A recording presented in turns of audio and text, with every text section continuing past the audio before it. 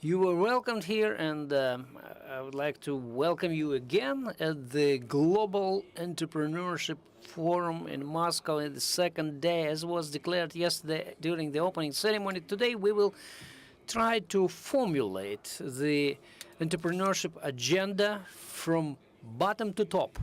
And yesterday we spoke about what decisions can be made by city, by the national authorities in favor of entrepreneurs. Now we have a chance to listen to the opinions of entrepreneurs themselves about their challenges, their issues, and what are the ways to resolve them. And talking about this roundtable discussion, we'll speak about the services, proximity services, which are offered in a capital setting.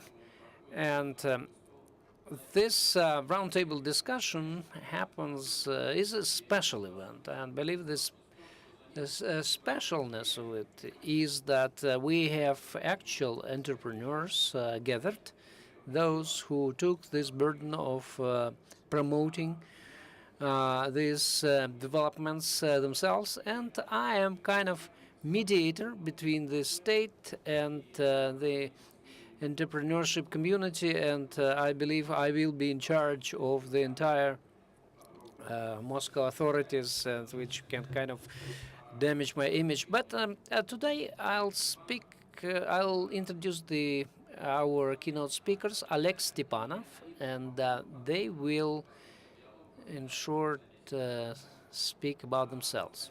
Konstantin Grachev, Xenia Lobanova, Alexey Ermilov, and Vasily Muntyan. And we are starting with giving the floor to the only lady, Xenia Lobanova, and this young woman is a director of a corporate company, Sunrise Child Care, working on the Montessori format. Xenia, the floor is yours.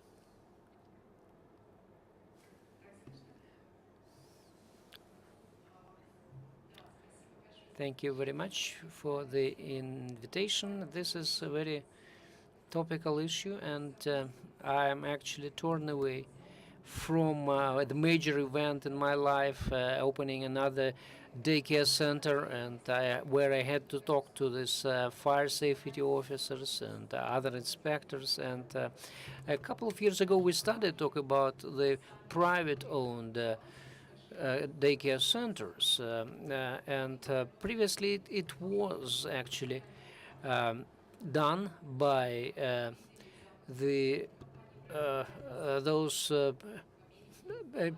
people who work with children themselves, and but we are following the Western example, where business people are trying to run these developments, and like it was in Canada, who are kind of example for us, and for the educators.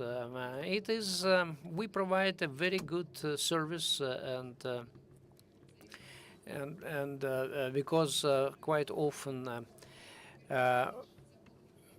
we can create the image of very careful, very attentive employers, and we select best people in the field, and people now are striving to a balance between their private life and employment. And for HR officers, it is now a new challenge how to keep the new generation, how to retain this personnel. And we offer a wonderful way to do it. And as for parents, we also give a tremendous advantage, because our prices are lower compared to private kindergartens, because our company compensates some of the expenses, and we also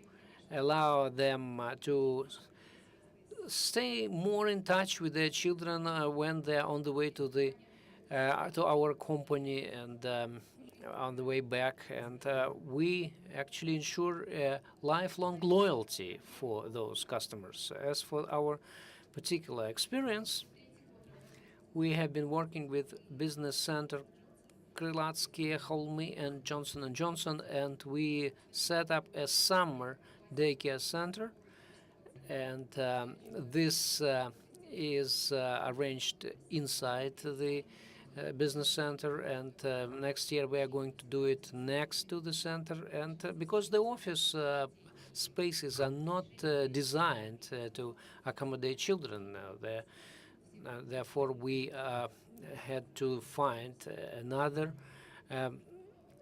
venue where it is all complying with the standards, and we work in several locations in Moscow, and we see that the preparedness of business to help us.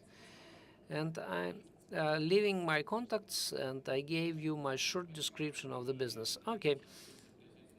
And now I give the floor to Oleg Stepanov. We continue introductions, and he actually the founder of Zhivoy Dom.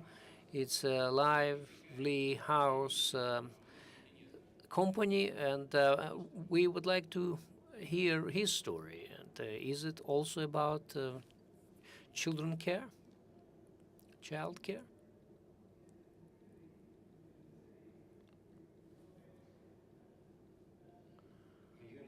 I'll tell you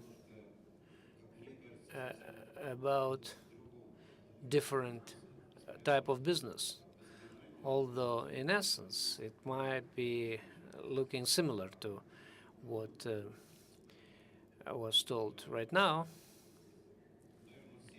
And for the last several years, probably everybody has heard the recurrent debate on uncomfortable environment in Moscow for citizens, and not only in Moscow, but in all large cities. And they say there are a lot of reasons for it, which deteriorates this environment for people. And first of all, it's psychologically, it's not suitable. There are some other material type reasons, like wear out of facilities and absence of these public areas, or these traffic jams, lack of parking lots. But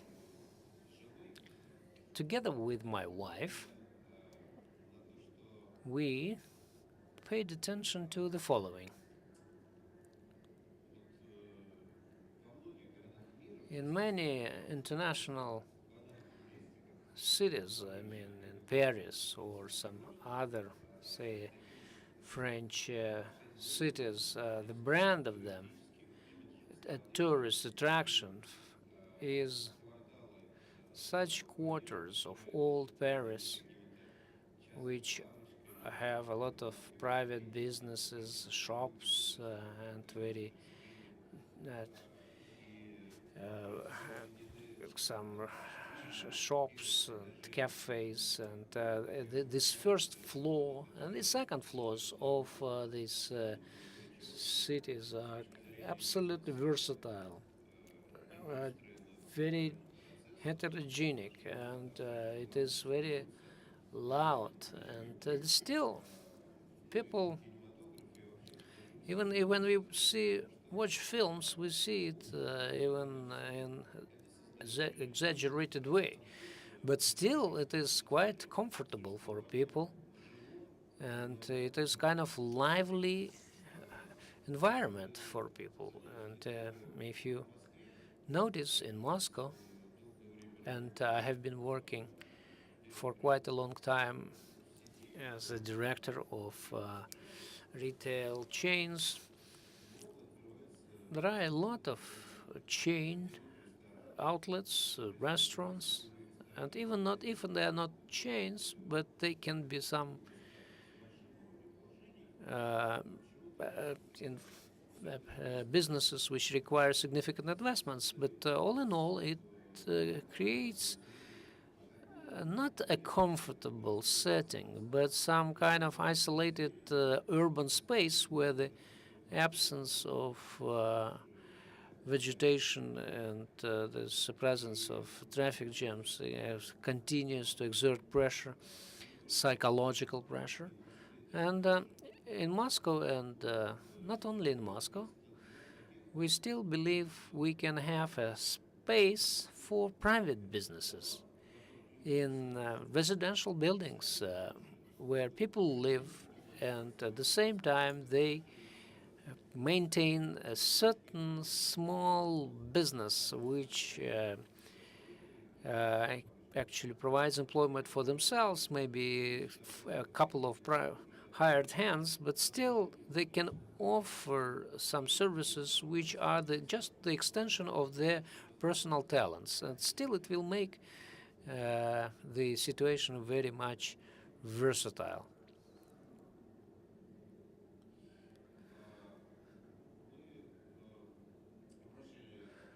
And we also noticed that in Moscow, even downtown, we have very dilapidated buildings, those which were abandoned for 10 or 15 years in the state of neglect or not used as residential buildings, and nobody actually tries to renovate them. And probably it was related for the developers, those who invest in residential estate.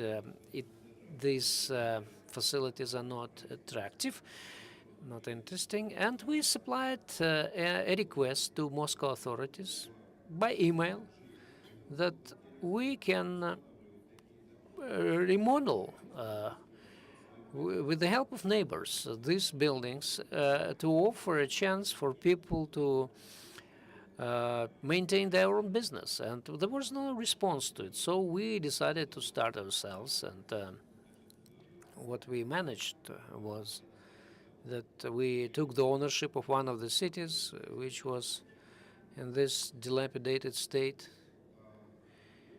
and we kind of rendered it into something more modern, and we created a certain kids societies or daycare centers. And this is my short story, very simple, on just giving life to one of the old buildings in Moscow. And now I give the floor to Konstantin Grachev, who quite recently represented chain organizations, and he was developing some brand, Sekundachka, and now he's providing some network of household services. And talking about this household services and or proximity services for Moscow, this is my story, and I can tell you why we are doing it. And we all know that once you need to repair something of anything, then shoes or keys for a toy for a child, and the child went to school, he needs a school, so to open the door or just to just stitch short his pants, his trousers, and it's not that easy to do. And as for our concept, we called our business Sekundachka, which means just a second. And it's a shop in a department store, and it is not that convenient for some local residents because you need to go to a department store. But these services include traditional things, but they are at a walking distance, kind of corner service center, where we provide a wide range of services and with good quality, and still the services are very located nearby. And it happened to be quite feasible to arrange, and not only in department stores. I would like to just describe those services which are under our slogan of this household services. And I was actually born in the Soviet Union. Therefore, for me, shoe repair is some dirty corner or shop which doesn't smell nice and with dust everywhere. Some negative connotations associated with it, but still, the Sekundочка project demonstrated that it can look differently, and it can be another level of the quality and the range of services. And we also offer different types of keys, including the car keys with transponders. And the costs of these keys are 2-3 times less than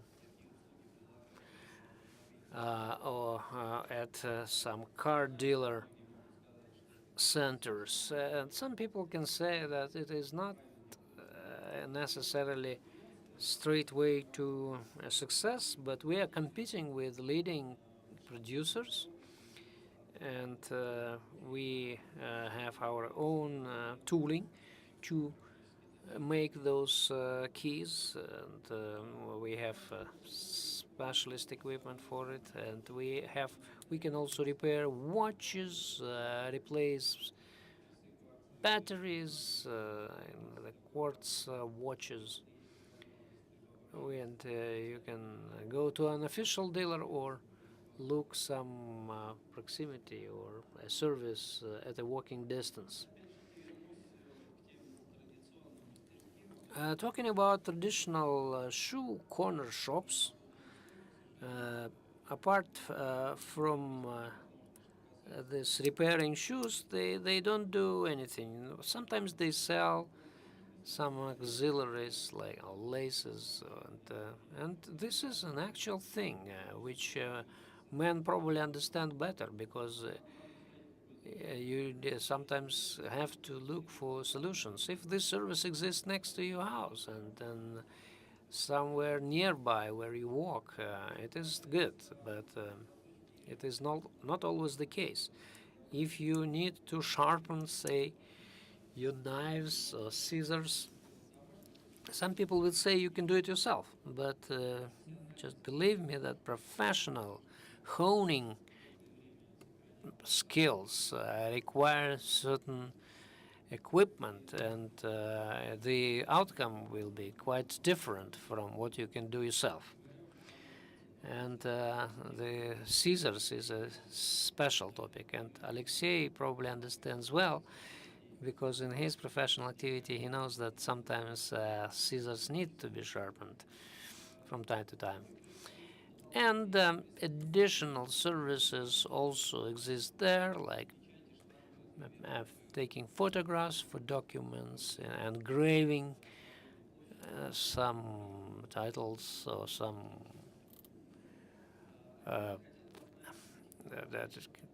and inscriptions or whatever. Talking about technologies, we took after the experience which we had previously, and we also follow the European practices there, and we managed to accommodate all this service provision in very small quarters, but we maintain very high quality.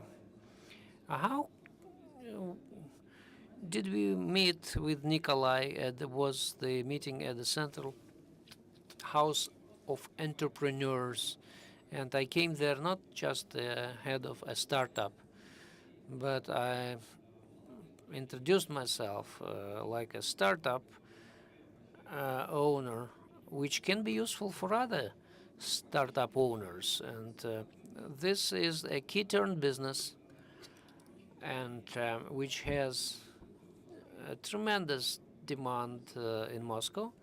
And Moscow is a tremendous megalo city,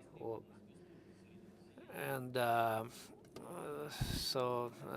and people need our services. And we also provide a tested business model, and there are some similar companies internationally, like Timson, which is priced. Mr. Me is a very large European company. I used to be a regional director of it in Russia, and all this experience, my experience, relates to it.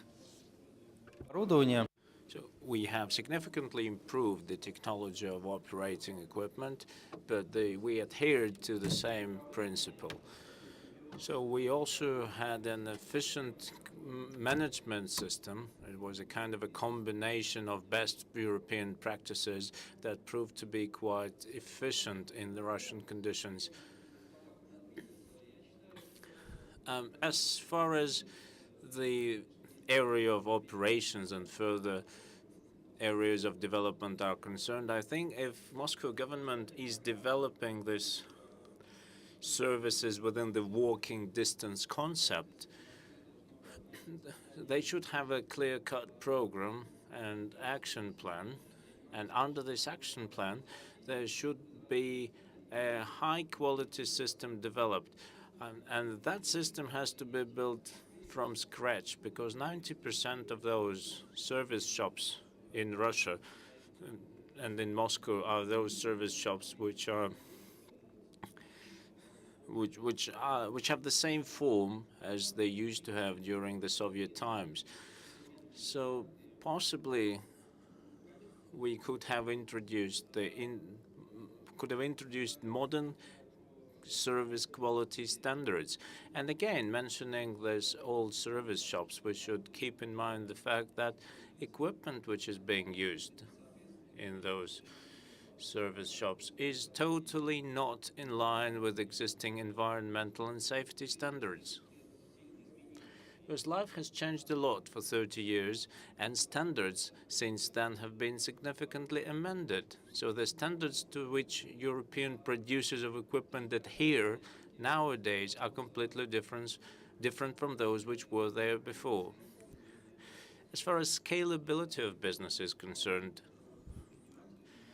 and the possibility of using this model by small-time entrepreneurs in Moscow, I would say this is a working business model.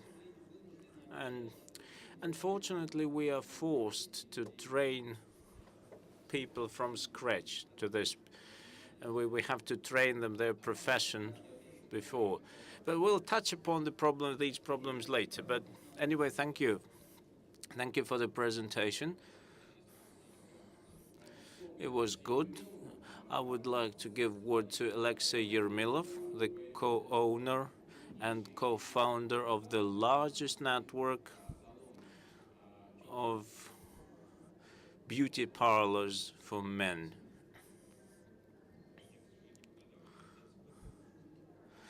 Well, I don't have a ready-made presentation, but I will briefly tell you about our business concept. Our first shop appeared in autumn 2011. Now we have 4 shops in 4 beauty parlors in Moscow, and we've just started the training courses for barbers.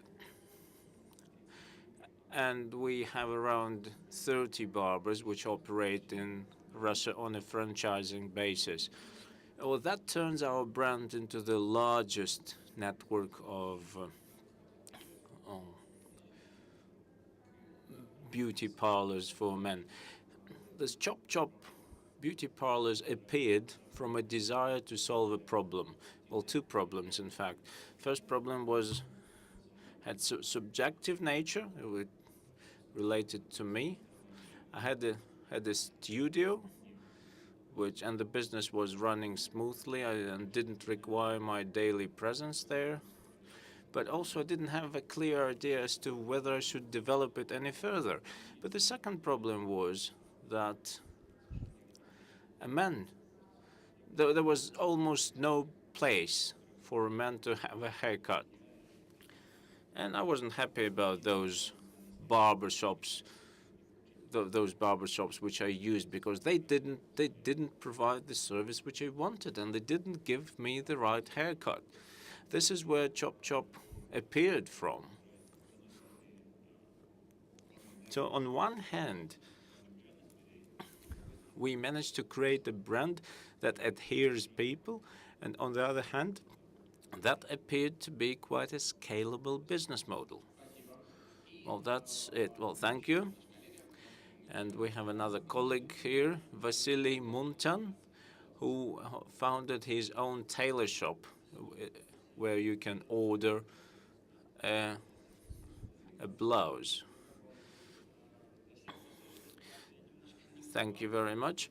And listening to your presentations, I realized that the format of my business is slightly different. My business is based on internet.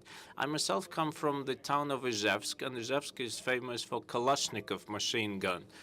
But my project is called Blouse by Order.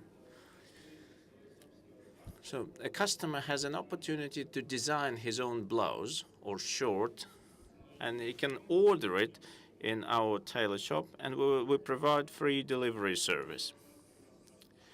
The project started in 2009, so we have been operating for 5 years now.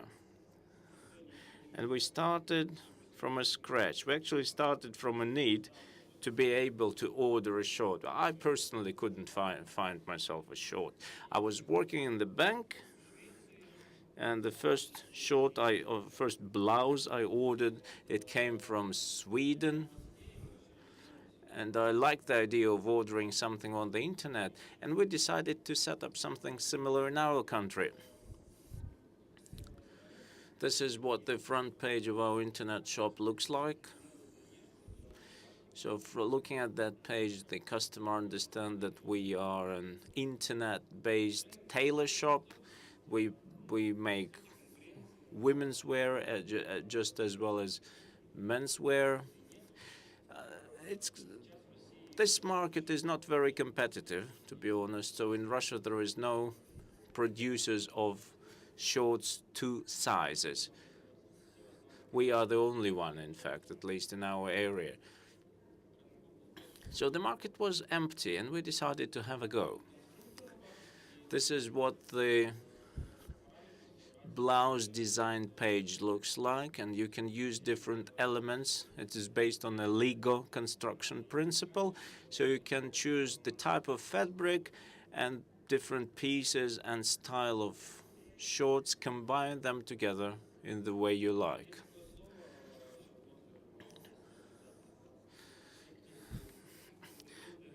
There's a word which customizing.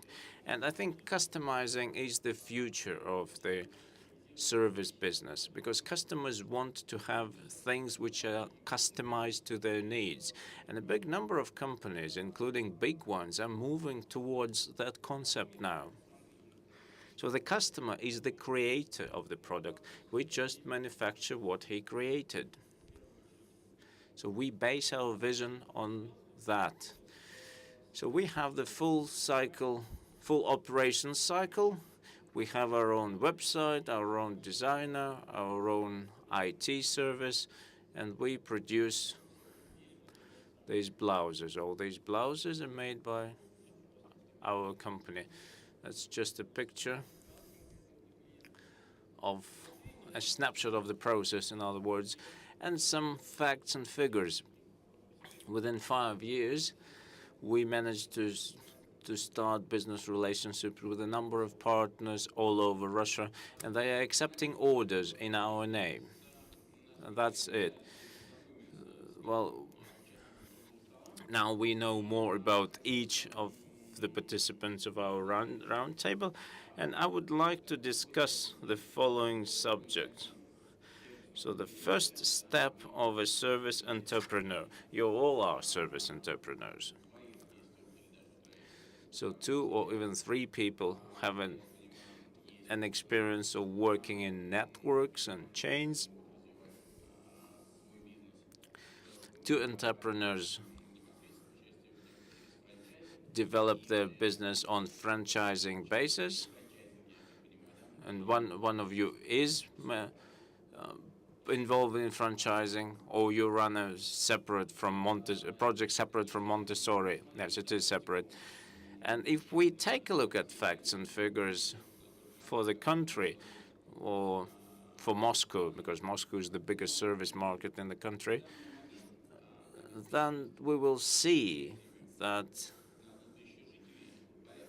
availability of these services is like 7 service shops per 1,000 people in Moscow. So that's very few by international standards. They're a very small amount.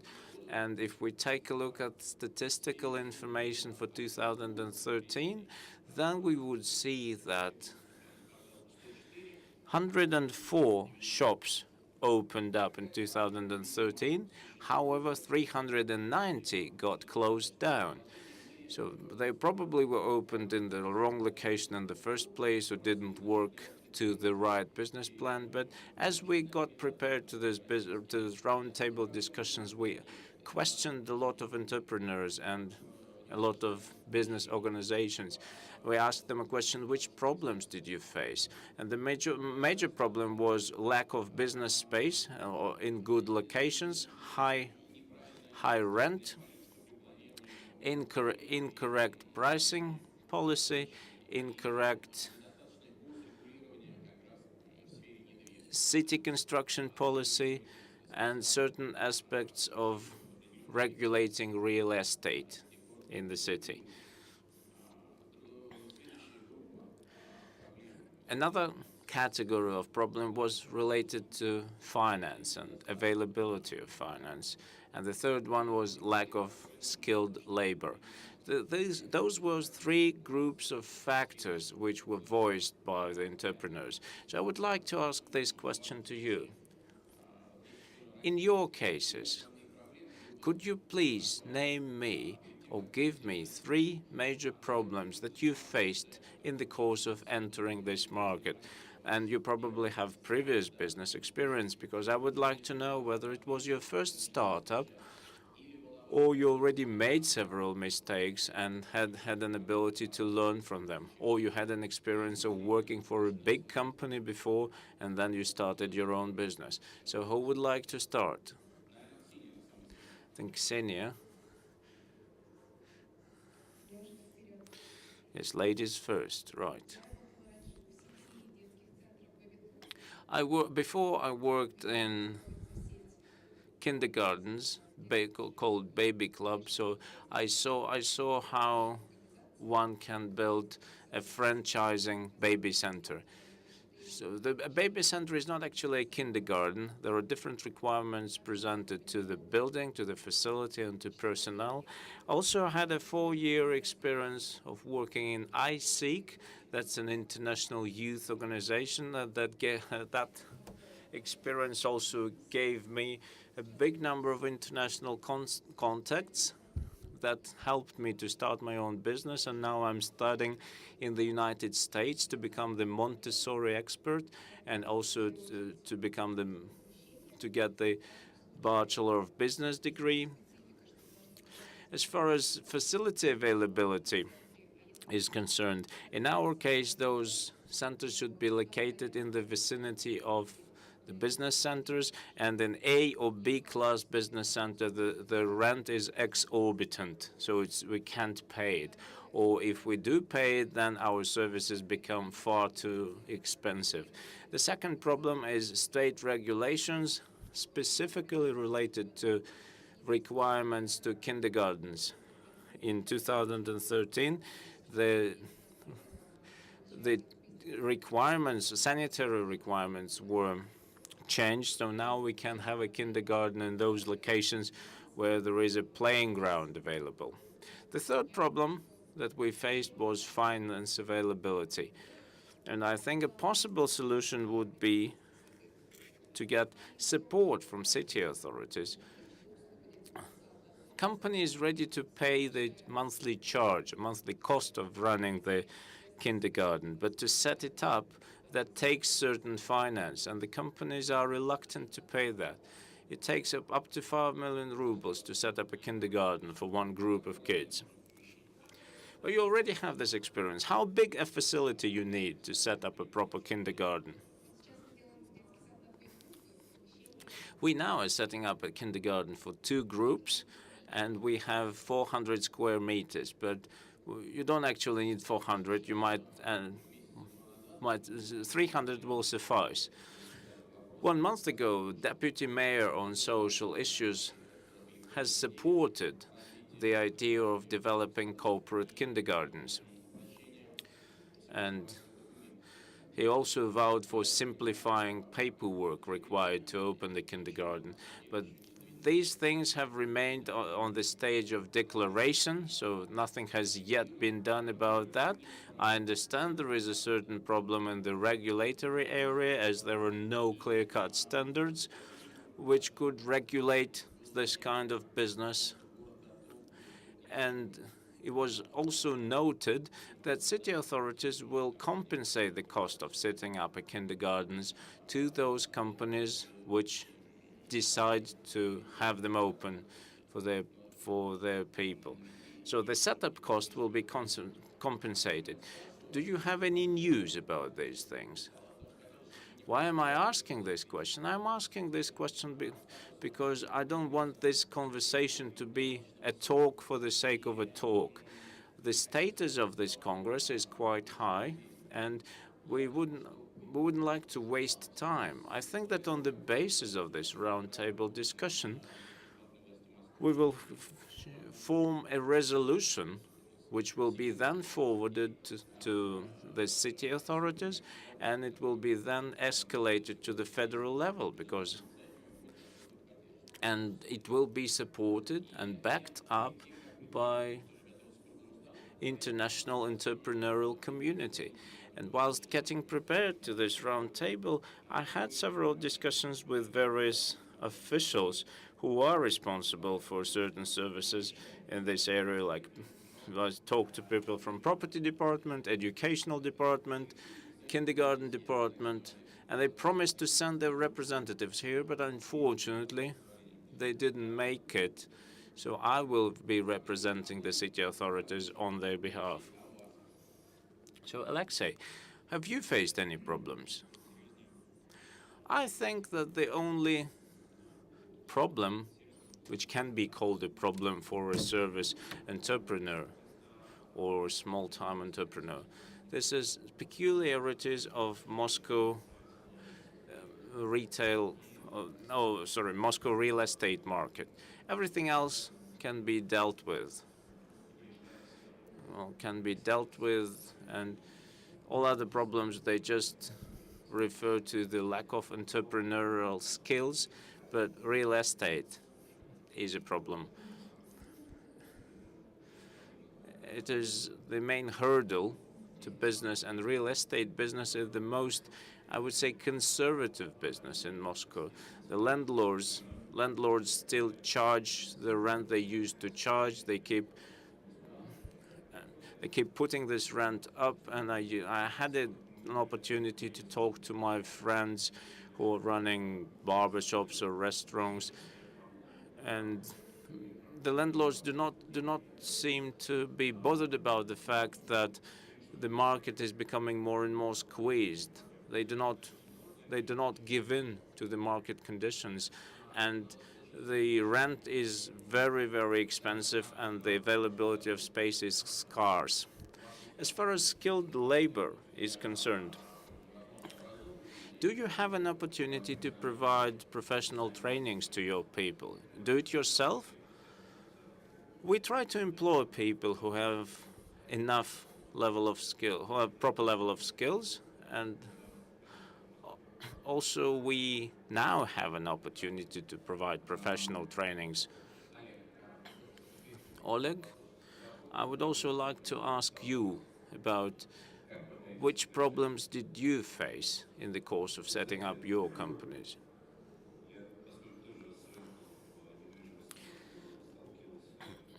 I had experience of dealing with agents of the Russian real estate market, so I understand all these problems that have been voiced here. And yes, real estate market in Moscow and the facilities which are quite scarce, and that's the nature of this business. So, and these facility are the ownership is concentrated in one hand, actually, that causes high prices and reluctance to reduce them. And certainly, if we deconcentrate real estate, and this market will help us to become more flexible, create flexible conditions for leasing these spaces and opening businesses. And talking about our own project, it partially should contribute to this. And there are some owners of a property which is not intended virtually for anything. And when I was the director of a chain and I had to carry out 350 truckloads of ground from basements and then create there, reinforce it and build a wonderful trading outlet, and nobody would think it was a smelling basement where there was you cannot even walk. And what was the part from the owners of the facility in this? They did virtually nothing, and I'm not talking about justice. I just believe that if the owners themselves and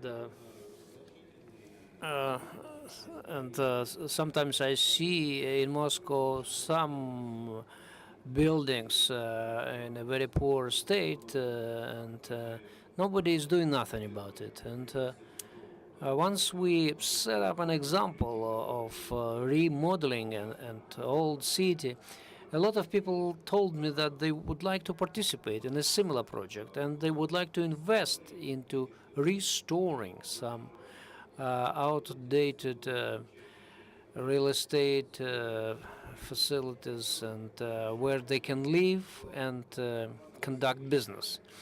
And I can say that when we have an investor and we have a business plan, with the return on the investment and hedging of risks and so on, and then the return will be actually multiplied.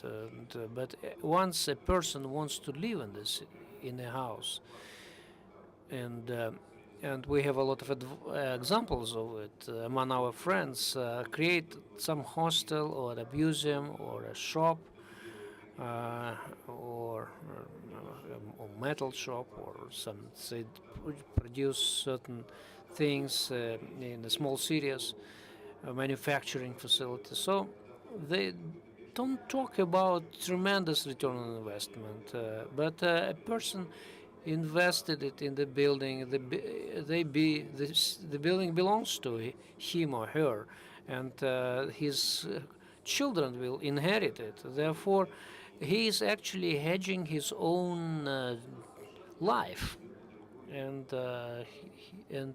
we're talking about other type of return and remuneration for investment. Therefore, it also creates a readiness to invest in some particular projects, and it can create prerequisites for cheaper services. Therefore, versatility of urban media and urban environment is kind of multiplied by a human factor, and its emotional factor becomes also prominent. Therefore, I believe that the government of Moscow uh, actually helps a lot by setting up catalogs of such real estate projects, and if they do so, it will create even a kind of a campaign of revitalize those old buildings, and it will increase even the tourist flow. Now we have a flow of neighbors who ask us, can we help any? Maybe we can work at your facility. They come and ask for advice, and we had a message from the US. We would like to build the same city, and some tourist companies say we would like to bring tourists to you, and it is just a small scale project, but you see the prominence of it, this publicity of it, is very surprising for me. And apart from doing some physics lessons or math or modeling of garments there, and some yeah, the kids also do the cartoons there, and they have some history lessons there. It's kind of, we also arrange certain events like masquerades, and we celebrated this Maslenitsa, it's a pancake festival, and we also had some intellectual contests there, and people were very happy about joining us. If I understood you correctly, you don't have shortage of money for it, and these residents, they are ready to contribute, becomes co-investors. Is it so?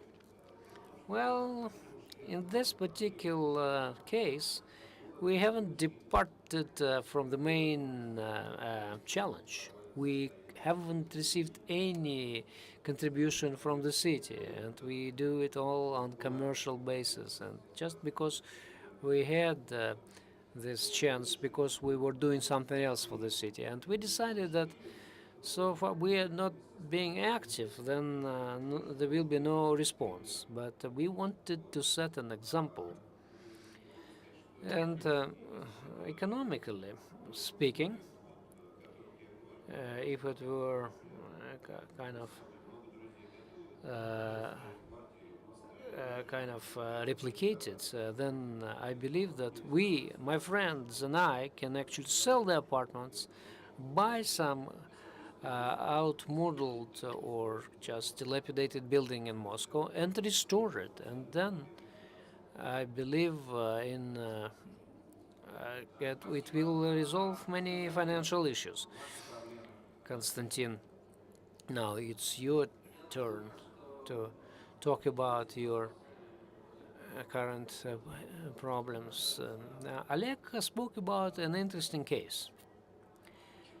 And I'm asking why we have some beautiful shops and ugly shops, and why in one department store you are happy to be, and you don't want to visit some other places. Why? Because people do it for themselves, and there is a chance to inherit, uh, leave it as a heritage to their friends and grandchildren. And it doesn't matter how long it will take. As for the psychology of those real estate owners, you see the buildings can be empty for years, certainly for months, but without reducing the rate.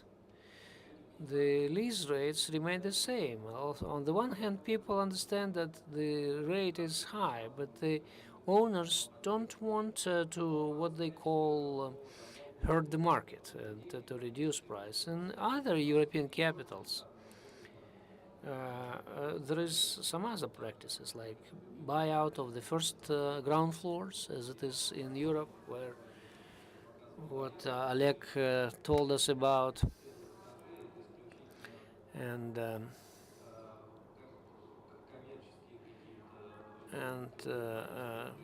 But he spoke about some commercial outlets like barber shops, but in our setting, first ground floors are mainly residential. And the main issue here is the absence of a concept for city development. Probably I'm talking some buzzwords, but if you look on how our residential areas are planned, and Moscow has increased its area significantly, it's very hard to find a place for a shop or a barber uh, or some repair center. And if we just see the old residential areas and say the city where I grew up, there were some shops there, and now there are a couple of different banks in these ground floors. And I believe Moscow need to resolve this issue. And Moscow is one of the greatest owners of spaces in the city. And but you need to be precise in what you do, because uh, even this hall, this center, was beautifully remodeled, and Moscow need to set standards. It should look beautiful, and they cannot just distribute it easy for people who will create some horrible places. It should be something nice looking, and it's not only important for business, it's important for residents, for Muscovites, those who live in the city and who use the services which are at a walking distance. And I haven't seen your barbershops. I need to come and see, because I would like getting good service in a pleasant atmosphere. Thank you. Vasily, you are not in Moscow, but it is a global entrepreneurship congress. Comparing to other countries, from those who live in Africa, uh, Latin America, what's your take on this? I actually had several attempts to calculate and a project to open a tailor shop in Moscow, but justification proved it is not that easy, because lease rates are very expensive, very high. Moscow is one of the most expensive cities in the world, and maintaining any business differs from what you can do in provincial cities. And I have figures to support my proposition. This average price of customized item is 3,000 rubles. We are internet service, which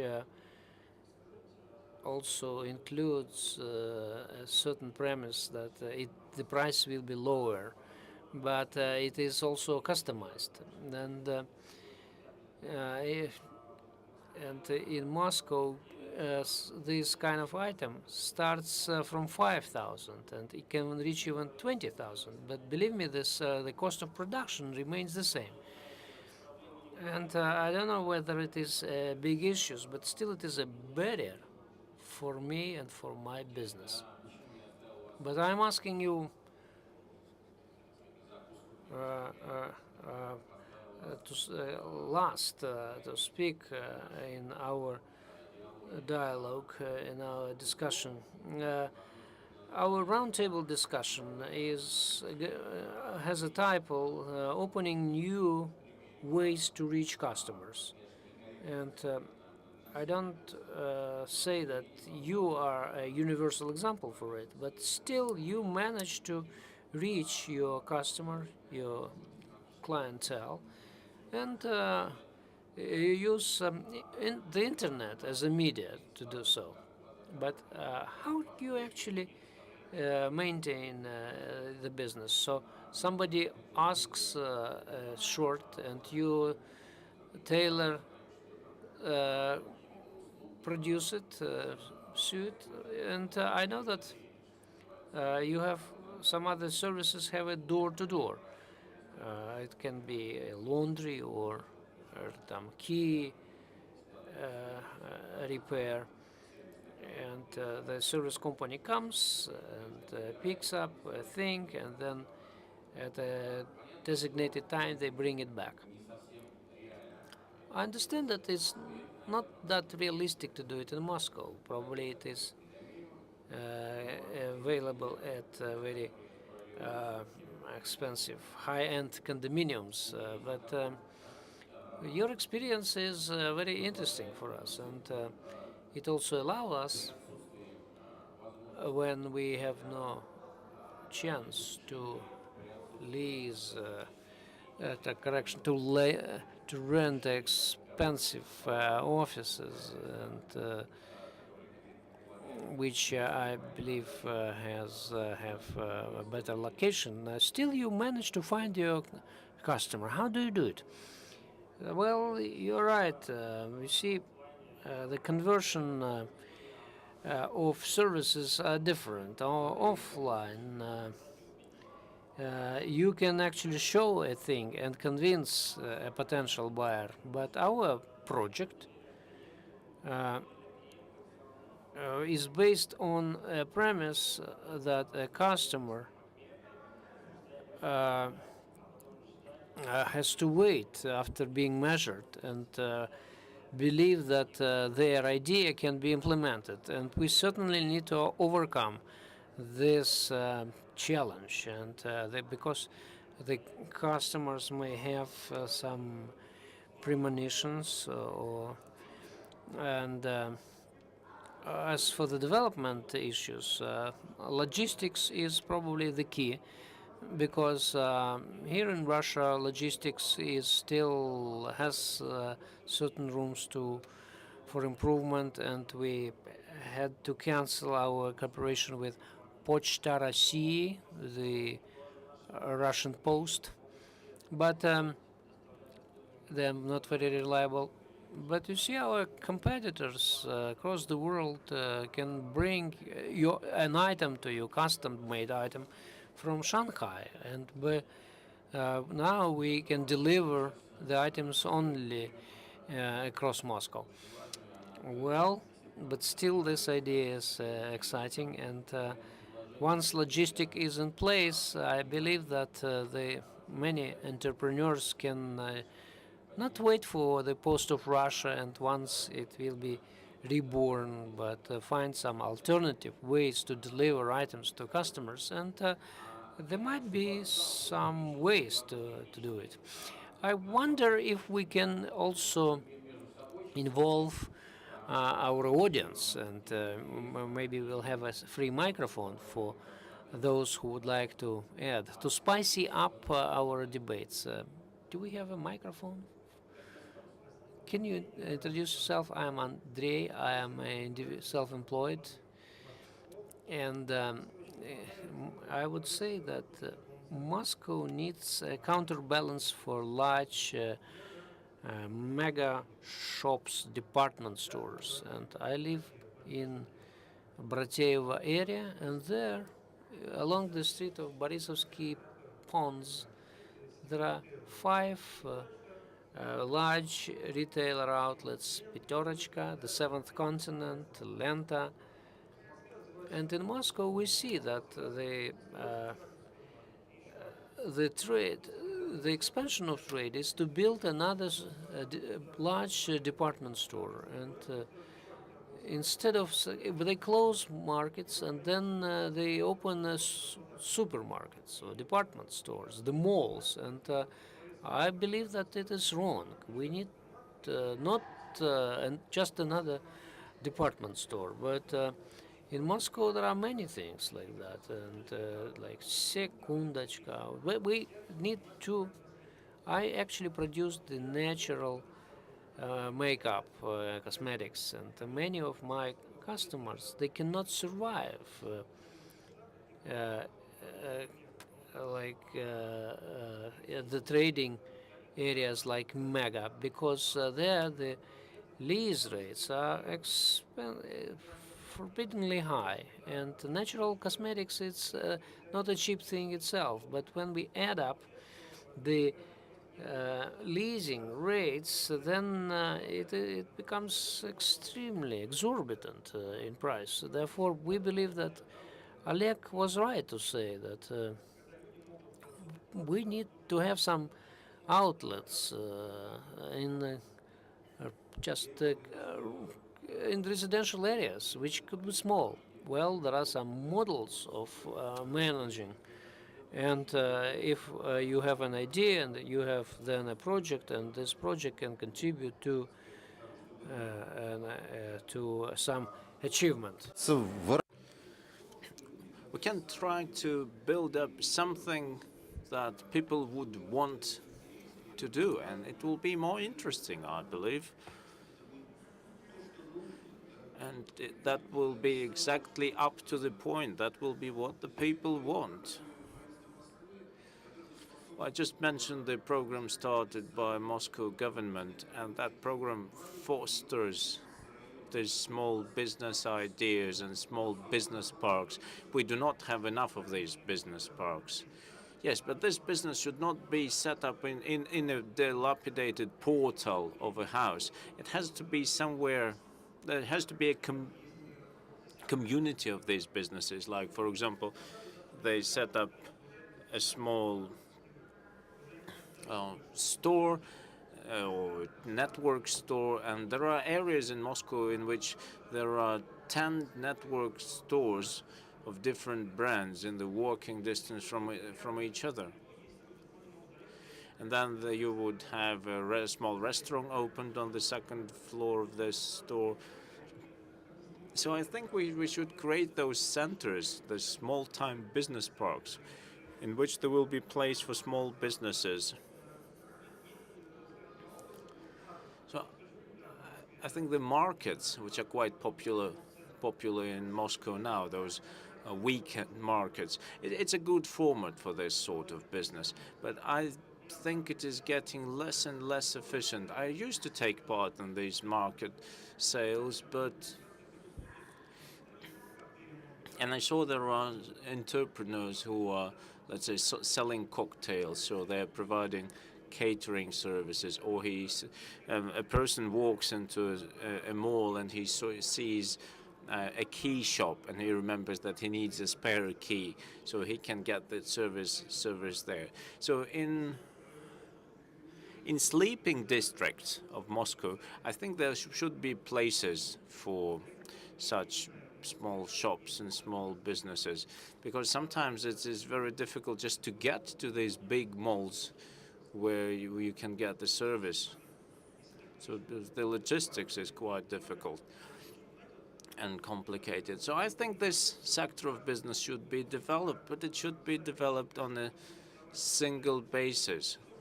So it's not about setting up shops which will be selling Chinese shoes. So there should be a concept that will provide business people with an opportunity to use the space and use these facilities to provide valuable community services. I think that there will be value in this, and that will have very positive effect. And so I will be able to open a shop in such a small-time business park.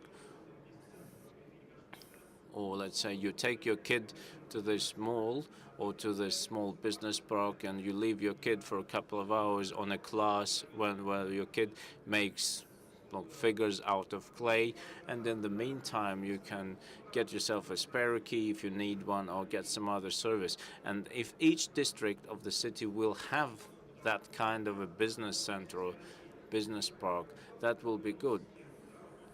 And then we can connect these business parks into one system.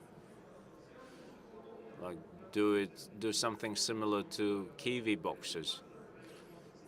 For example, this Blouse internet shop can chip in to this project, and people will be buying blouses, plus to that they will be getting a whole bunch of services which they might require. And we don't have that now. Well, I can answer your question. I'm not sure whether this answer will be very hopeful, but Russia and Moscow, they represent emerging and developing market. And retail business is currently developing smaller formats. So time will come when all these shops and places will take their own place, and we will end up with a corner shop concept being developed. However, your shop in particular is something special. So, but I used to manage stores of different formats, like from the smallest formats up to the largest ones, and I'm telling you, then it needs time. It needs time to develop. To a certain extent, it needs political will of Moscow authorities. The Moscow authorities might say that we have that amount of business space and we want to use it, and that will facilitate the process. But if the situation remains as it is, then in 10 years' time, or probably 20 years' time, we will come to this concept. We will have the same thing as Europe now has. They have corner service shops, small grocery stores, like corner grocery stores, and the big hypermarkets. So there is a balance in the market. We're still in the stage of buying back the ground floors of buildings. Once that stage is over, we will have a more civilized retail sector.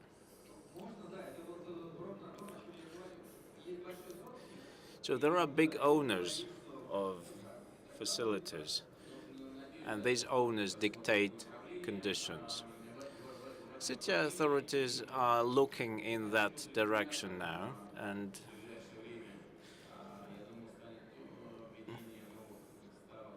and shortly, I think, there will be new tax rates introduced for property tax and land tax. So that will push market further into the direction of moving to smaller shops and smaller real estate facilities. But Moscow is spoiled with luxury, I would say, and had there been no demand for the business space, then there will be no big business centers being constructed almost on every street. So I will reiterate my point. Moscow is spoiled with money, and it provides accommodation for like 20% of Russian population, and the majority of the finance is still here. I would like to see Moscow as a city which is very comfortable to live in, and the city that you can love. I wish there were more proposals of this kind, and not only those proposals made within the framework of this roundtable discussion, but also proposals made within the framework of the House of Entrepreneurs, who I happen to manage now. So we value the feedback, we collect all these opinions, and we use them to build a consistent concept which will be then submitted for approval of the city authorities. So it is one thing for me to go and meet city officials and saying that we need to do this, but once I feel I'm backed up by entrepreneurs, I will be a lot more powerful, and our efforts will have more momentum. So we are trying to regulate these real estate rates and everything else, but you need to keep in mind that on the other side of it, there are other entrepreneurs who are renting real estate. They just want to develop their business further. But we need to make sure that our sleeping districts become more comfortable for residents. Would there be any other questions?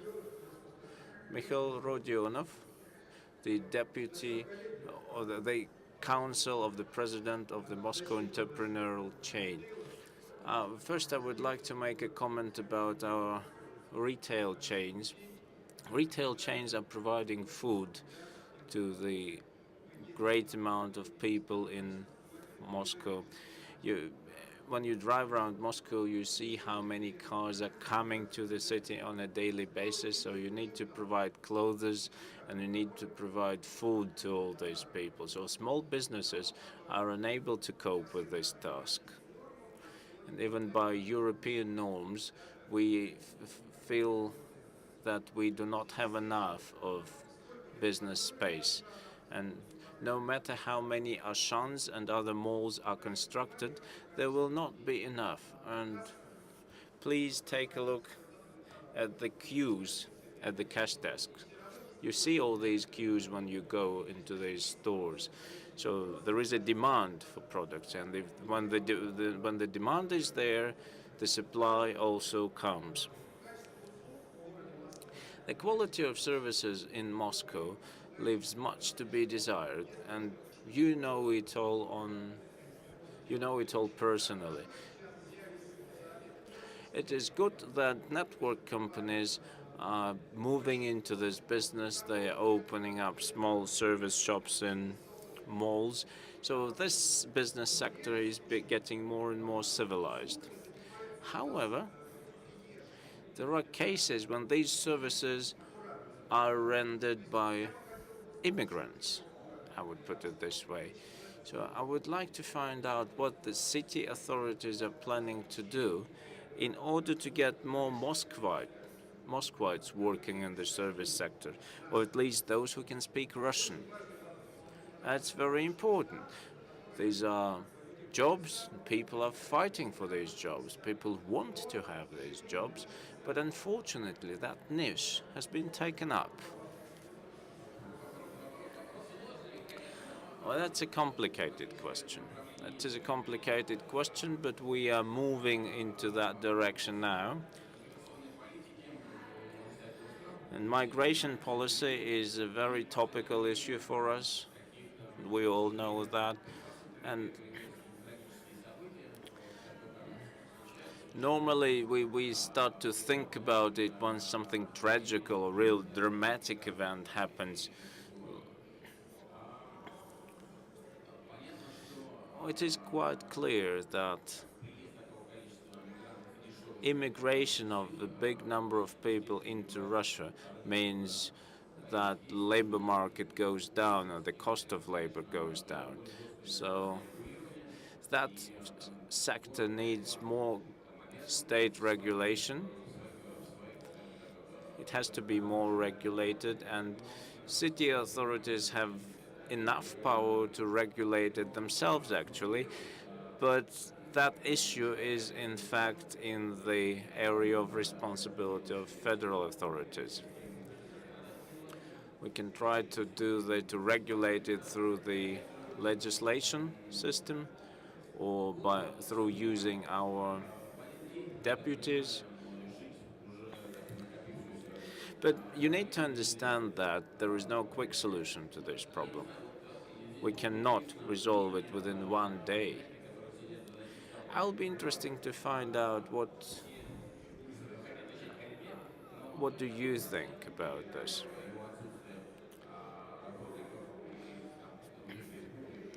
So how many people from other republics, from former Soviet republics, do you employ? Or do you employ people without workbooks? If so, can somebody answer this question? I can give you an answer to this question. And if you follow the facts and figures for the European countries or United States of America, for example, 70 or 85% of business are employed in small and medium companies. So it is small and medium businesses who take the burden of providing jobs to people. So it is not about providing tax revenues to the government. This is why these companies enjoy some benefits.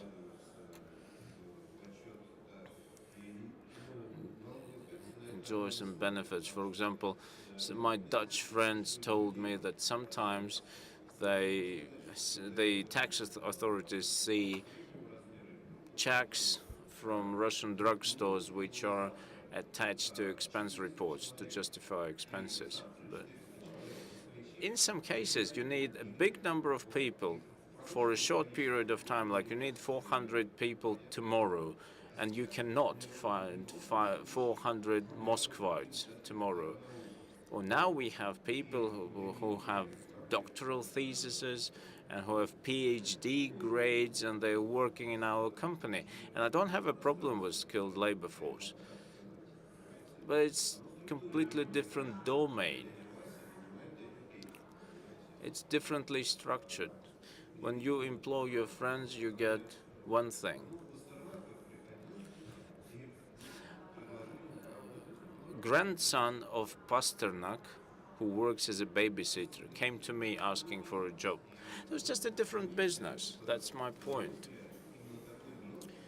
And in my view, it is this small business that create this human environment and that fosters human relationship and development of this relationship between the employer and the employee, and providing small-time jobs.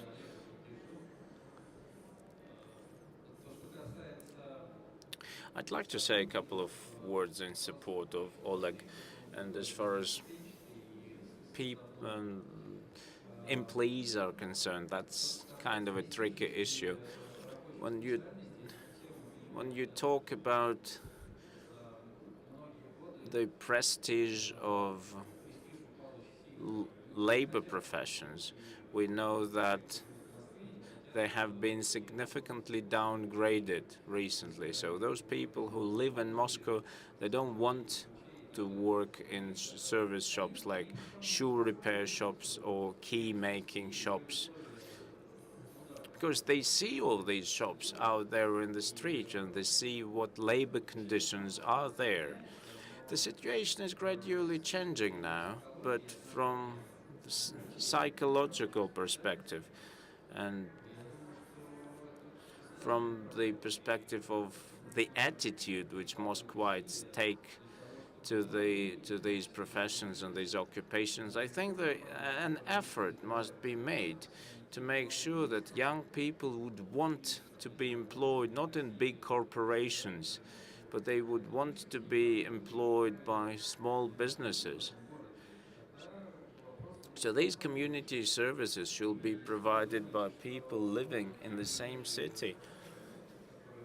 So if you think that those immigrants who work in shoe shops, shoe repair shops, or key making shops, they're not doing it because they like it.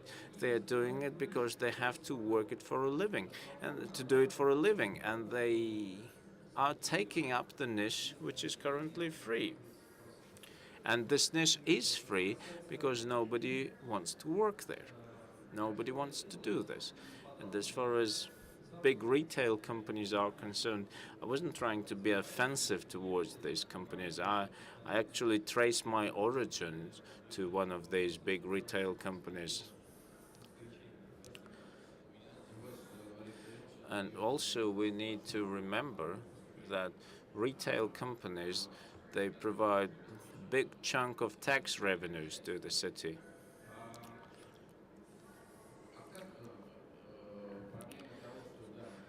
What can you say about providing more publicity to this to male working professions? So people just don't want to do anything by their hands simply because that kind of profession is being looked down at. And another issue is salary, I think. And there is a disbalance of cost and revenues for small-time business. And tell me, what is your biggest cost? Is it the rent cost or is it cost of labor? In our case, that's cost of labor, by all means. And this is because we employ people who work in line with a certain methodology, so we either have to train them or we have to source them in the market and offer them a bigger salary. Sometimes we employ high-skilled expatriates, And there are difficulties related to that as well, because they would only work for you for a very high salary. Any other questions? My name is Daniil. I'm an individual entrepreneur. First and foremost, I would like to thank this blouse by order internet shop. I think I'm one of your first customers since 2009. I've ordered several blouses from you and trousers, and I'm very happy with that. I think I can fairly well speak on behalf of the majority of people who depend on the exchange rate. My business is retail. I'm in retail business, and I'm totally dependent on the exchange rate because my cost is in euros, because I buy products in Europe. So this exchange rate has eaten up my entire share. So I'm struggling with barely working on the break-even point. It was very interesting for me to come and participate in this discussion and to probably try to find some new ideas for my business.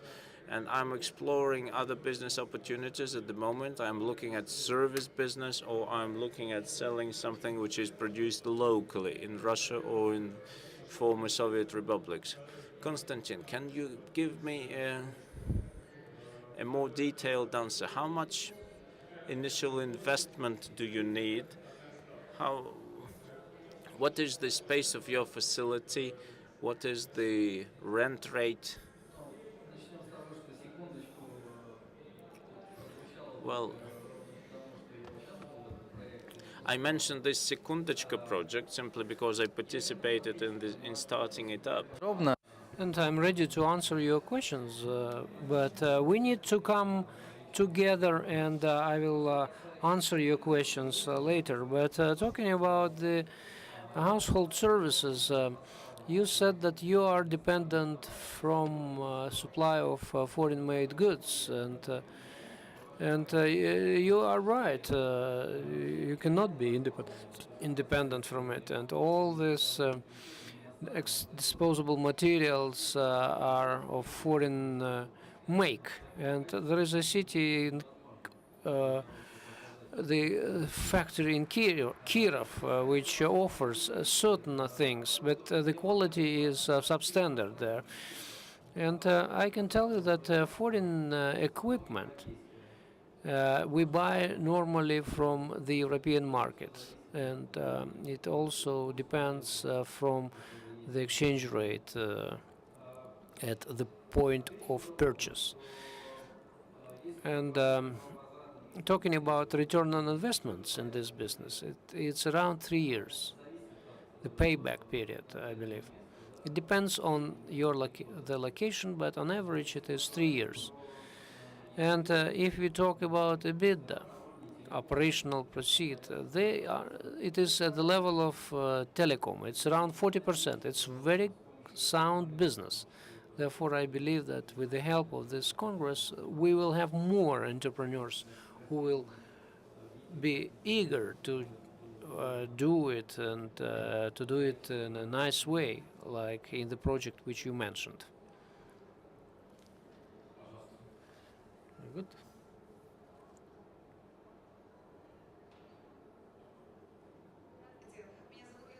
I am Ludmila. I am from pharmacologist and a physician, and I don't want to speak about trade, but in an area where we have a tremendous amount of the outlets and this traffic jams, and we have this huge megalopolis, and this very line between health and poor health. It is not that clear, and people just want to look better, and they go to some beauty parlors. And I have some wonderful idea of development of one project, and I have been working in this area, and it is kind of one day outpatient clinic, and when we take a person in the morning, and then in the evening a person becomes quite different in appearance, and alone I cannot do it. But maybe I can.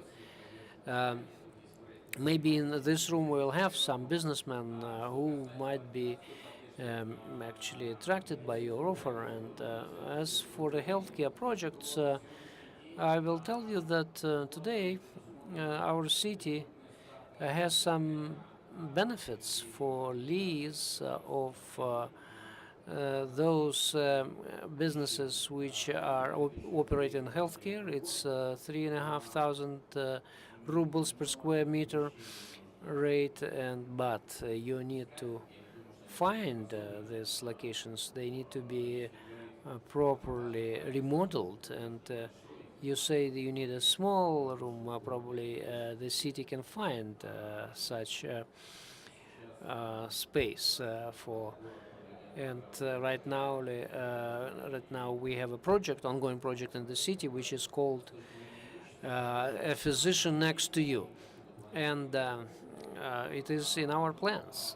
Therefore, at the same time, healthcare is such a fine, delicate issue which requires licensing and all this difficult compliance procedures. And those who are working education, they know how hard it is. But in healthcare, if it is stringent and but this program is available, and there is a city program which issues spaces per 1 ruble per year to re-establish daycare centers, those which are actually in a very bad shape, and we have some tenders, and where the businessmen should demonstrate they're viable and they have a concept of developing this site.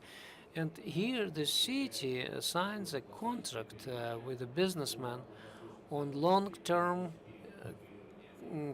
cooperation, and once it is there is no chance of reassigned this facility. It should be kindergarten forever. So please come to our site and Department of Имущество, of Property, and there you have this list of dates when these standards will be held. And in healthcare and education we have some significant developments. They are all welcome to participate. Are there any other questions from the audience? Dear colleagues, we have been working for virtually 1.5 hours, and this room is also will be used for another roundtable discussion after a short break. I would like to thank all participants. These are people who not only want to change our life for the better, but change the entire city to make it more friendly and more attractive, and that our children will rejoice living here. Out of issues which we outlined today, I believe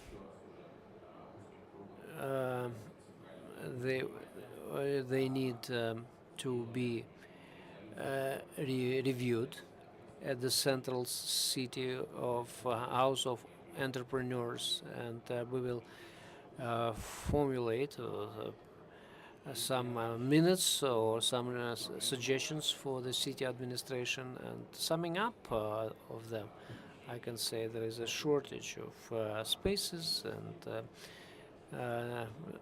limited access, and people are not very much concerned with the investments, but probably more with the currency exchange rate. And we also have an issue related to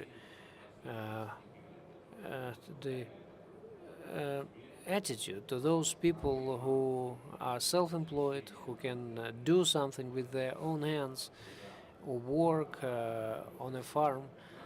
And there is also an issue with migrant workers. I believe we can uh, compile a document and submit it to higher authorities. And I would like to thank everybody and close this roundtable discussion. I believe that this Congress we will not the last one, and we will have in future similar events. And please come to the Central House of Entrepreneurs. You are always welcome there. And once again, I congratulate you on this successful event. Thank you.